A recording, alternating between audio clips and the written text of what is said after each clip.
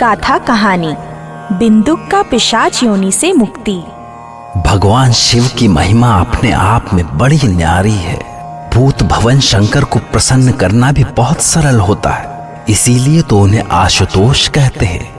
आशुतोष यानी क्षण भर में प्रसन्न हो जाने वाला।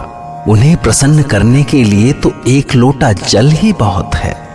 एक बार की बात है, ब्राह्मण बिंदुक को अधर्मी होने के कारण पिशाच की योनि मिली, जबकि उसकी पत्नी चंचुला को शिव पुराण सुनने के कारण शिवलोक में दिव्य स्थान मिला और वो पार्वती की सखी हो गई।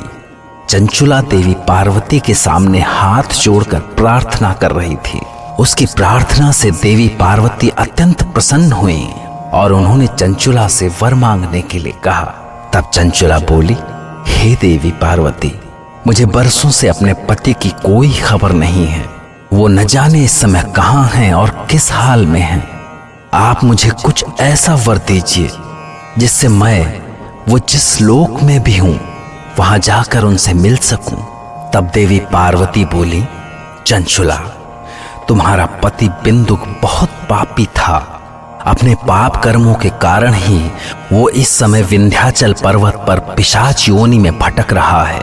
तब चंचुला ने कहा, देवी, आप मेरे पति का उद्धार कर दीजिए। जवाब में पार्वती ने उसे बताया कि यदि तुम्हारा पति शिव पुराण की कथा सुनेगा तो उसका अवश्य ही उद्धार होगा। तो चंचुला बोली, हे देवी, आप जैसे भी हो मेरे पति के शिव पुराण सुनने की व्यवस्था कीजिए। आप किसी भी तरह उनका कल्याण कीजिए।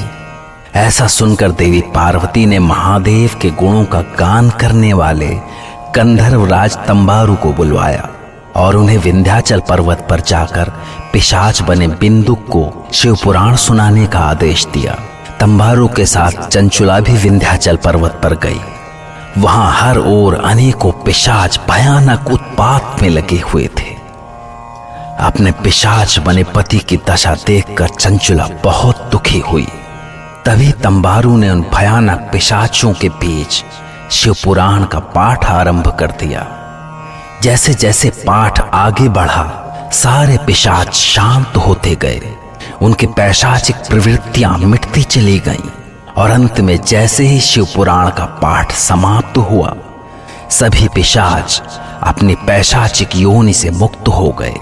तब चंचुला ने पिशाच योनि से मुक्त हुए चंचुला के पति बिंदुक का शरीर दिव्य रूप में बदल गया और फिर वो अपनी पत्नी चंचुला के साथ दिव्य विमान पर सवार होकर शिवलोक पहुंचा।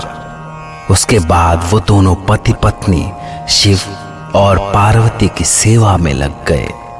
इस तरह शिव कथा का सदा ही बड़ा महत्व होता है। सतयुग, त्रेता, द्वापर और इस कलयुग में भी जो भक्त सच्चे मन से शिव की कथा सुनता है उसका कल्याण अवश्य होता है। ओम नमः शिवाय।